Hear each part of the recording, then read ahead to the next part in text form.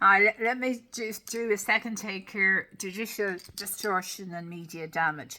When I saw judicial review, just fast forward here a good few years, this year after my nomination was unsuccessful, sure, it was clearly designed to be like that. It's very clear that now that the person they didn't want was the whistleblower, clearly.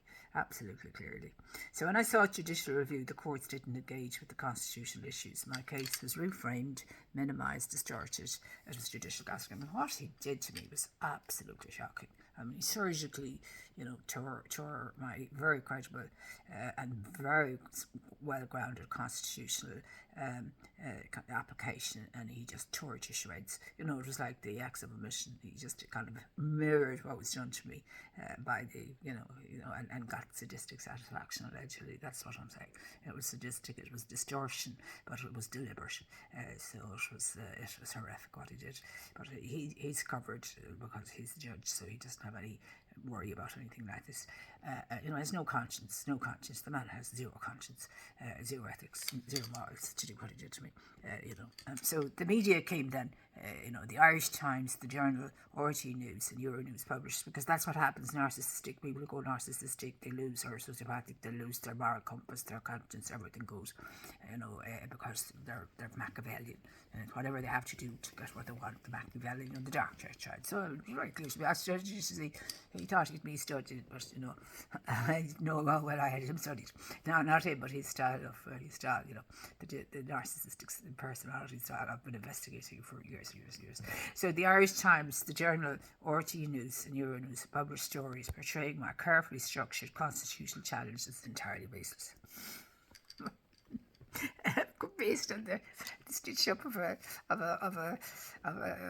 surgically precision, the gaslighting was just massive. Legends on the eve of the presidential election. That's the rest of it. Their reporting was not only inaccurate, it misled voters and destroyed the credibility of my research and the credibility of our constitutional challenge, worth still, which was on behalf of the Irish people.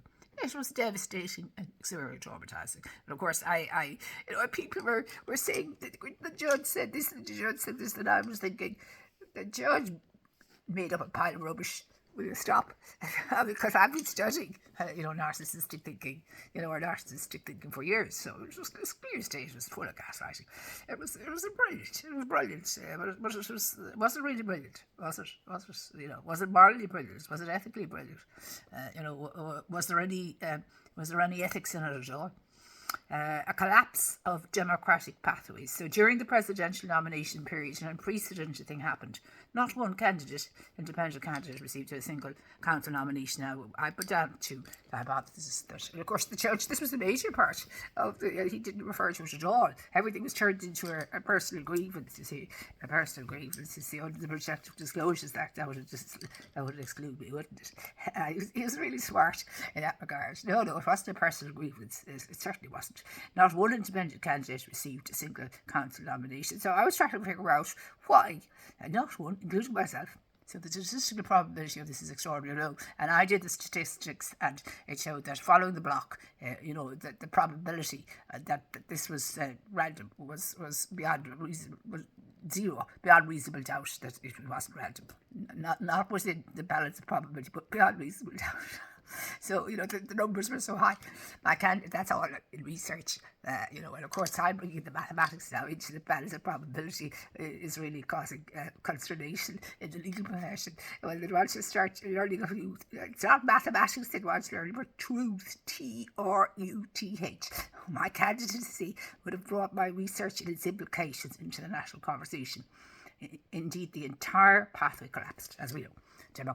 Democracy requires genuine access to nomination. In 2025, that access did not exist, as we know. Institutional retaliation.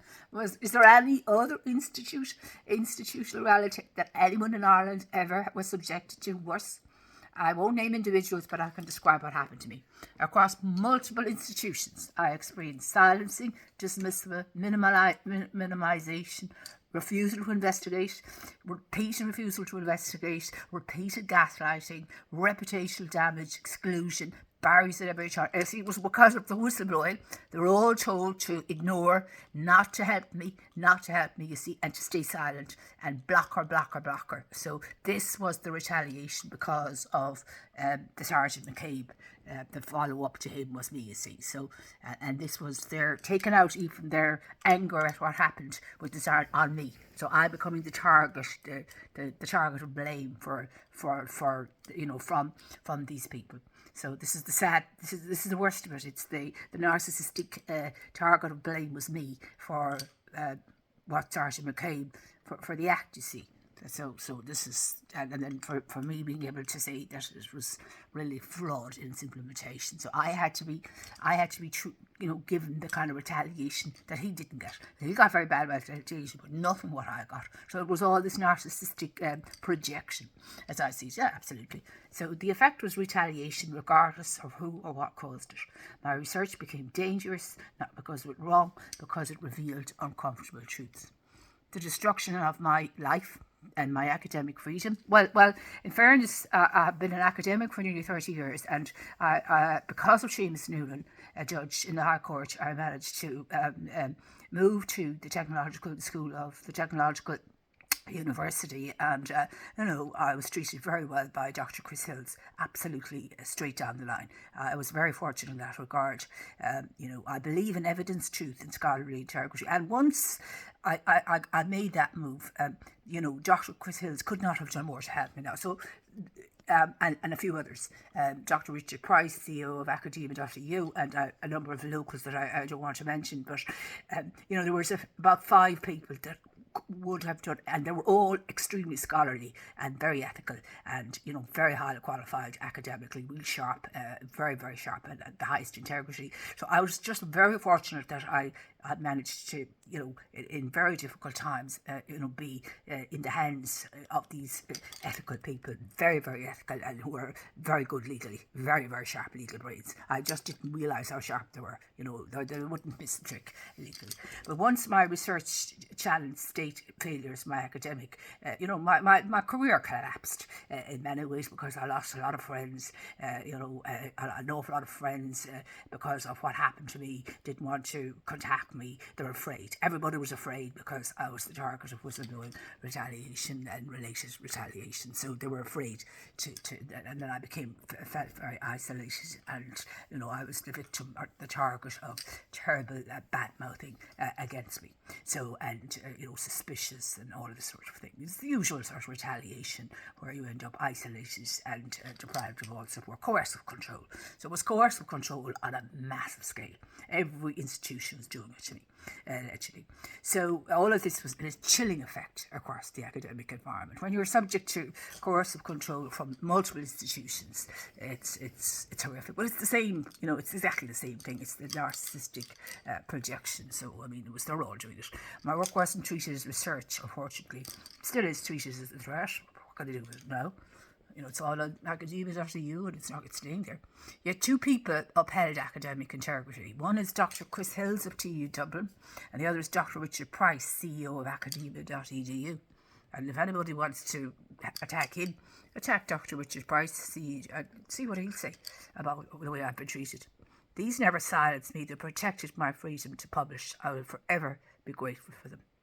What happened to me went beyond academic or legal issues. It affected my fundamental rights. I lost meaningful contact with my own children for years, and this was all part of the retaliation. And the Supreme Court of Denmark have now come out and saying that's extreme violence towards children for this to happen. But this was supported by all the institutions who went against me because of the retaliation. So I thought it was all one family that were doing this. No, they were only a part of the whole system who were supporting them to get me to retaliate against me because of the whistleblowing. So I'll have to kind of partially forgive this family because of this.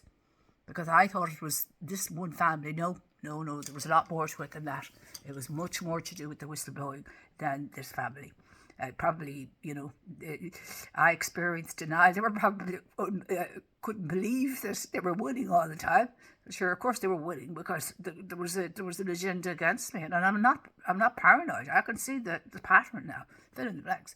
So I experienced denial of fair procedures, interference with family life, suppression of expression, lack of effective remedy, and cumulative and emotional and psychological and physical harm, and also an attempted false arrest and everything else, and all kinds of bad mouthing of every type was done to me. The jealousy, the professional jealousy was unbelievable, but the worst of it is the retaliation. They can be connected, but no. So these are human rights violations, not abstracts, but lived. As I tried to speak publicly, my online platforms became unstable. People told me they couldn't, that they couldn't like my videos, etc. A pile of other things. And there was login attempts here, altered settings, and signed of unwanted access. 7 here. I had seven devices, 5 devices on my computer. And then people hear that they run a million miles because you're wired, or there are people, there's private investigators or others, that investigate following you and this sort of thing, and people get terrified. So I do not know who caused it, but it happened repeatedly, exactly when I was trying to speak, before important hearings. I'd be getting blasted with all this harassment. My story is not just about me. It's about the future of Irish democracy. When whistleblowers are silenced, when courts avoid scrutiny, when media distort the truth, when academic freedom collapses. Well, actually, it hasn't collapsed because of because of the support and I've received from Dr. Richard Price, Oxford graduate, PhD, and so is Dr. Christopher Hills. He's also an Oxford PhD. So I was very lucky to meet people that were outside the Irish system and weren't bribable. So, and when public institutions protect themselves from the public, democracy is weakened. So Ireland is at a constitutional crossroads. Whistleblowers are not threats, they are safeguards. I told the truth. I acted in good faith. I did everything the state says we should do. And for that, I lost almost everything. I lost years and years of access to my children, years and years of happiness because of this. And now what I've gained is years and years of research and a huge professional worldwide reputation, but it won't buy me the time back. My research was not dangerous, but it became dangerous to those who did not want accountability. I believe Ireland can do better. It must do better, because what happened to me should never happen in a democracy. And, we're here every day of the week. It'll never happen again. It'll never happen again. It will happen if we keep the same system. And I'm saying we need a new system of justice, which includes arbitration first, because it'll bring down, we'll bring the dark territory that was done to me, all the gaslighting, it'll bring it down. It'll bring more light into the equation. So I'm still hoping that somebody will see the sense of what I'm saying from the point of view of, even if it would be a partial redress for me, if the government decided, look, we'll bring in the Arbitration Act and we'll bring in the mathematics curriculum you always wanted. That even, to me, would be restorative justice, as well as, paying me the just damages for the torture they're subjecting me to 3 years, or their agents. So this is my story, and, well, I will not be silenced. I can't describe the years of torture that they did to me. But the worst of it was what they did to my own children, that they manipulated them. And the children were probably there, why isn't Mammy allowed to see us? Why? Because the whistleblower had to be punished. And you see, they couldn't, it was convenient, and even Helen McEntee wasn't able to stand up and say that parental alienation is violence against children. And Denmark's Supreme Court said it 2 weeks ago. She couldn't say it because probably lawyers were on her back saying, no, we have to continue the punishment. Of course, perhaps that's part of it, but there was a lot of other children besides me that are alienated from their parents, and I have been alienated from my children, I've been alienated for years, but to think it was done by state agencies, I thought it was all one family that was doing it. No, there was a load of other people who were involved in this and who stayed quiet. It was all part of the retaliation for the whistleblowing. But here I am now, and I have it all figured out. And, well, that's the story. So now I'm number one in the world for my research, 1%, the top 1%, because of all this stuff I've raised up. And I suppose that will last. And, I'll read out what my latest report is. terms of the global, you can do this now with data analytics, so you get this from academia. They couldn't take this from me either. If they could do this, they'd take it from me as well. My professional reputation would be gone. But look where it is now. And it's not AI because I got a global award before AI ever did, and I did the protection disclosure before AI ever came. So it's not AI generated. It's AI is a useful tool if you use it correctly. So I do use it, yeah. But it's the ideas that matter. So I have brilliant ideas. So it suits me down to the ground because I don't have to waste my time on stupid stuff because I've got the genius and the ideas. So let's just read one of the latest reviews of the quality of my work following being allowed to publish it on academia.eu. And let's have a look at it.